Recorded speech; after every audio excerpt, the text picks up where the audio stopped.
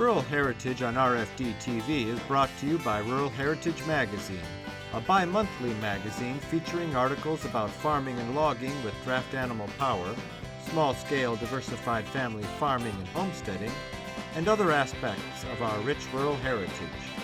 Rural Heritage Magazine, borrowing from yesterday to do the work of today. For subscription information, please call 319-362-3027 or order online at www.ruralheritage.com. Today we're going to visit Humboldt, South Dakota, where we'll watch draft horses being used to reap wheat, push a header in an oat field, plow and work a field, and compete in an old-fashioned farmer's horse pull. We'll take a closer look at some of the horse-drawn machines on display, including a fascinating collection of vintage manure spreaders. We'll also see some antique tractors being used to operate some belt-driven farm equipment like an ensilaging machine. Be sure to stay tuned. This originally was started, Verdine Johnson, which was the partner of Lorney's, him and I on a Sunday afternoon said we was going to put some oats at my place and thrash. Verdine managed the elevator in Humboldt, and when he went for coffee, the gentleman by name of Henry Heintzen, who at that time owned the ground that this is on, says, "No, you're not. You're going to include the tractors with the horses, and you're going to have it at my place." And that's what started it all. And Lorney Evans was, I think, one of the coffee drinkers at that time, and he volunteered to help Verdine, and I'll let Lorney tell you from there on what happened. So Lorney, you go right ahead and tell him about how you got things rolling. I went by on Highway 19 here, going out to help my brother farm. And in '89, we had Humboldt's 100th anniversary, and we did thrashing and plow and all that up there. And I said, we can't let this die off. So Verdine Johnson and I talked to Henry Heintzen, and he said, absolutely, you can go. I said, well, what do you think we should charge? He said, if you're going to charge, you ain't going to get in. So that ended that problem. I put an ad in the Humboldt Journal at that time and put in there, we're having a Humboldt Threshing Bee starting in 1990 on the Henry Heintzen place. And what a turnout we had for this. So that's how it got started. So far, so good.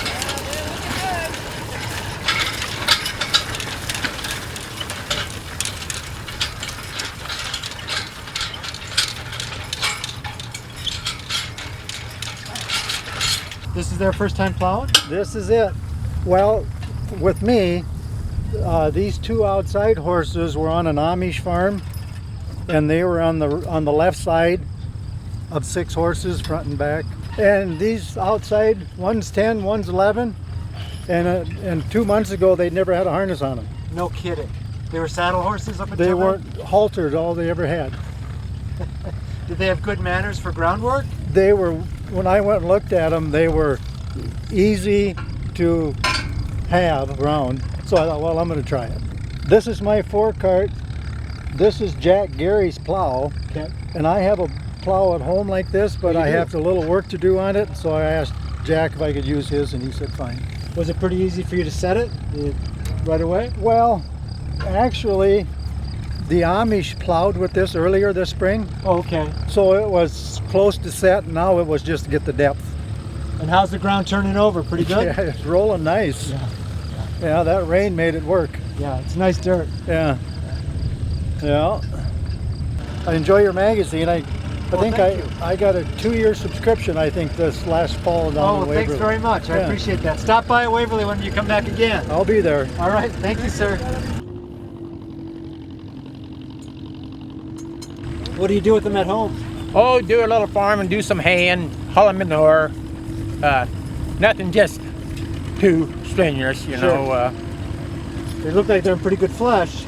Yeah, yeah. Take pretty good care of them. They're easy keepers. Yep. Yeah. Yeah, they work good.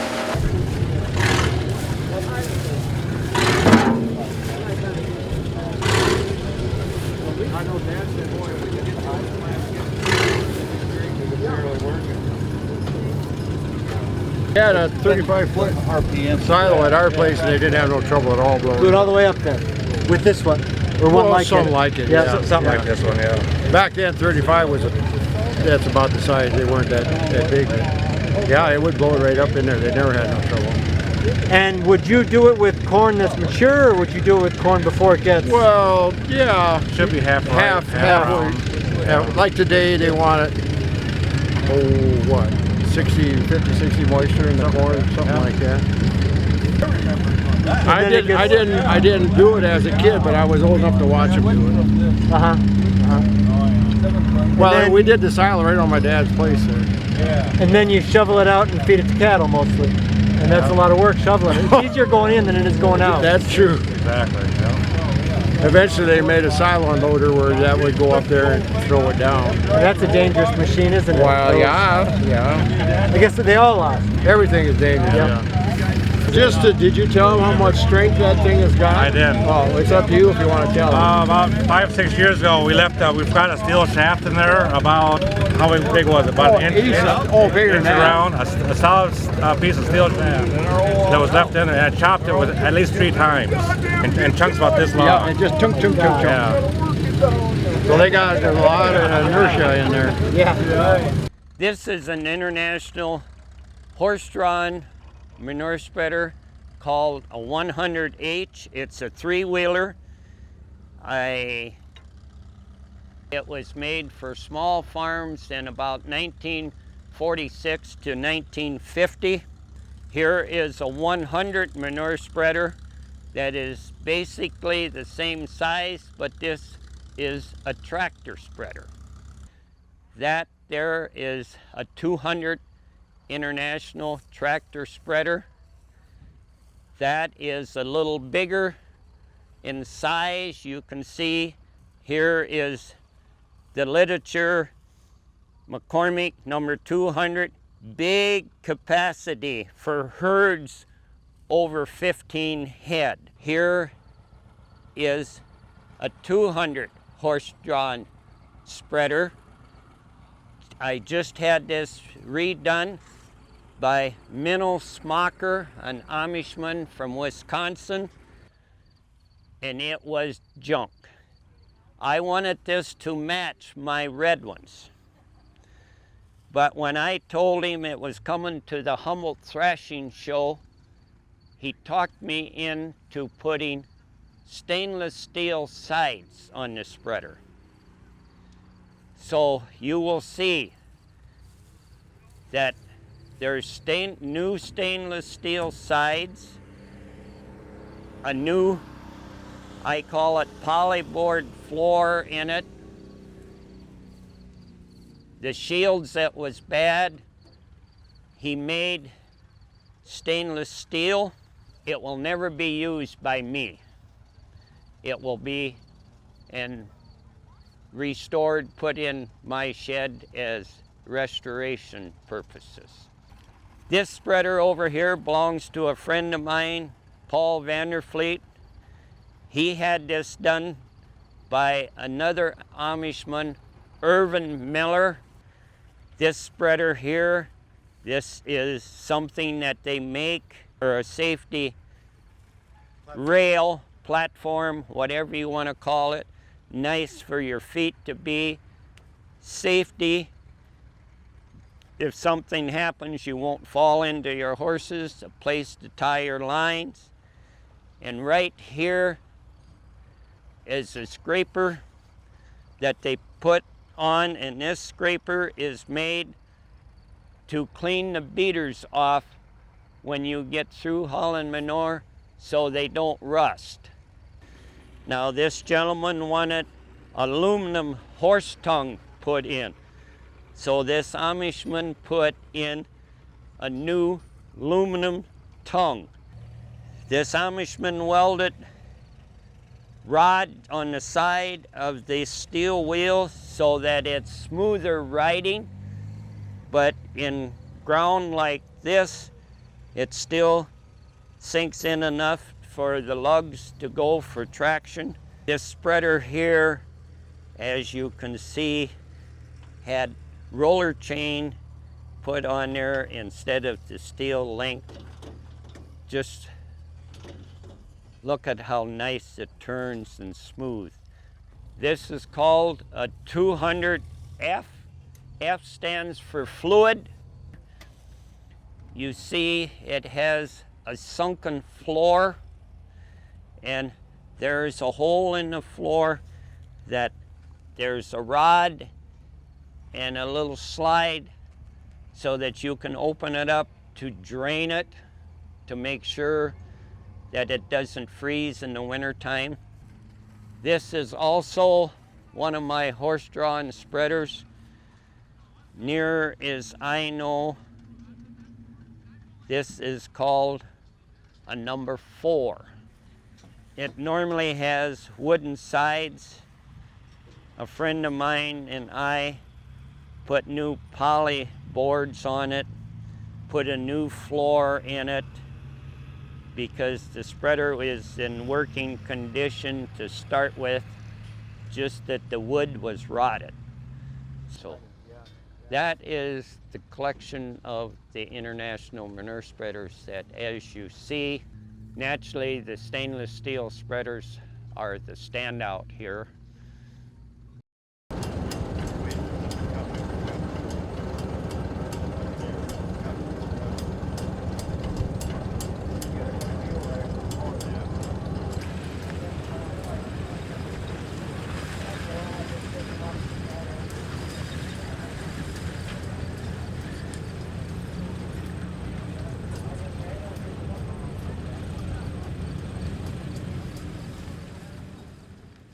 How long have you been doing this, that machinery, it's a push header, right? Yes, What I correct. call it, yeah. How long have you been doing that here? I've probably been helping 5 years, and Dan, you've been doing a lot longer. Yeah, I've been doing it for 8 or 10. Okay. When you guys were kids, you weren't doing that? No, we weren't doing, no, This is older than that. Yep, Yeah. that's correct, yep. Yeah. That's kind of unique for a team of horses to work that kind of equipment. Correct. It seems like there's two things going on. One, they're pushed. They gotta feel like they're pushing. That's the right, rhythm. yep. Got to watch that reel going around up front, you know, so there's something a little bit different for them. How long does it take to train them to do that? Well, I think it all starts with a good broke team. Yep. Yep. They caught on pretty quick. I mean, just the first 15 minutes and it seemed like they Yep. just walked right into it and pushed. Yeah, you make one round or so, and it's like they've become accustomed to it, and Yep. So they must trust you. I mean, that's got to be part of it. I guess you could say that they got to trust the guy behind driving. You're not That's asking right. them to do something That they can't do or that's get hurt right. on. That's correct. Yep. When you make the corners, tell me what's going on there. Dan can tell you. Well, when you make a right-hand corner, your left-hand team's got to swing out, and then they kind of pull the back end around so you don't have to steer it with the wheel. And the team will, if you drive your team right, the team will steer it. And then the right-hand Paul's got to kind of back around a little bit. You almost kind of have to back a little crooked too, don't you? It seems like the Yeah. one right-hand horse backs up more than Yeah, the left-hand yeah. horse. Yeah. Yep. Got to sidestep a little bit. Yep, that's correct. They got to do some sidestepping. Do they relearn it each year and then kind of fall into the rhythm? Well, I don't know if they have to really relearn. It seems like they pick it right up. I mean, this is the 5th year I've done it, and it's just like I told Dan earlier. I think if I jumped off the header, I think they'd go on their own basically. I mean, because years ago when they built this equipment, I'm sure it was run by one person, one Yep. teamster. Now, would that usually be having a wagon run alongside it? Yeah, I guess you'd kind of call it With a a bundle sling in it? rack or whatever with, where it unload into the wheat or the oats or whatever into it, and then take it to the machine. Yeah, You guys farmers when you're not doing this kind of thing, or? Yes. pretty much, yeah. Do you guys grow wheat conventionally? We have, but the last few years we have not grown any. No wheat. good market for it, or? It's all corn and soybeans around here now. Yeah.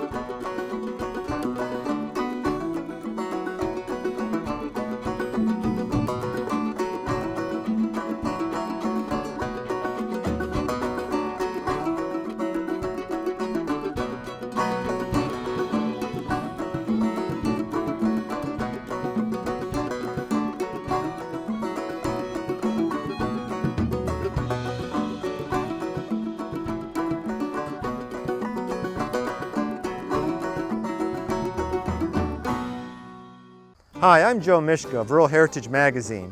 I'm on location of one of the many events we cover that celebrates our rural heritage. If you enjoy our show, check out our magazine, where you'll learn more about the people that blend the past with what works today.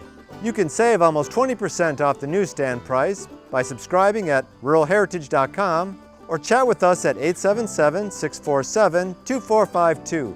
That's toll free, 877-647-2452. Step! Step!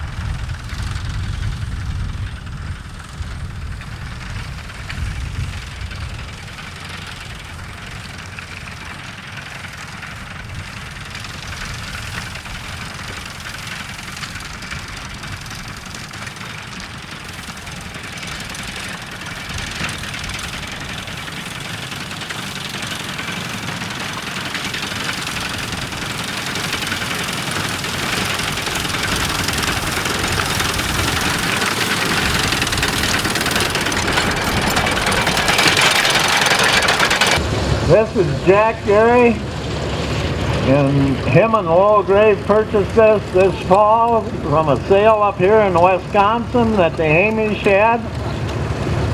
It's his modern day bale picker-upper, he says, and if you notice, it's got the motor on it, and it does work, and we have seen Jack using it. So he claims it's his modern day loader. So.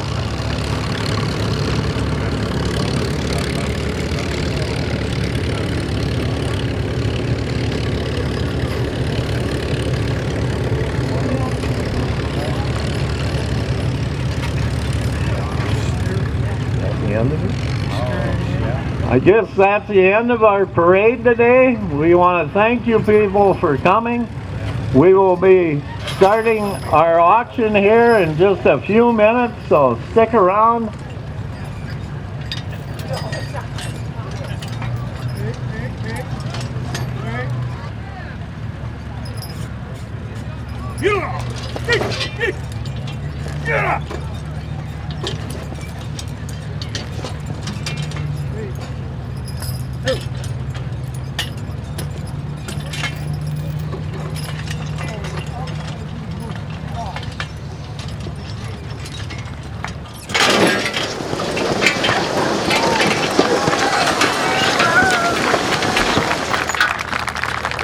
Now I would say that's the case that the horses do more Thanks than... for joining us today at Rural Heritage on RFD TV, where we borrow from yesterday to do the work of today.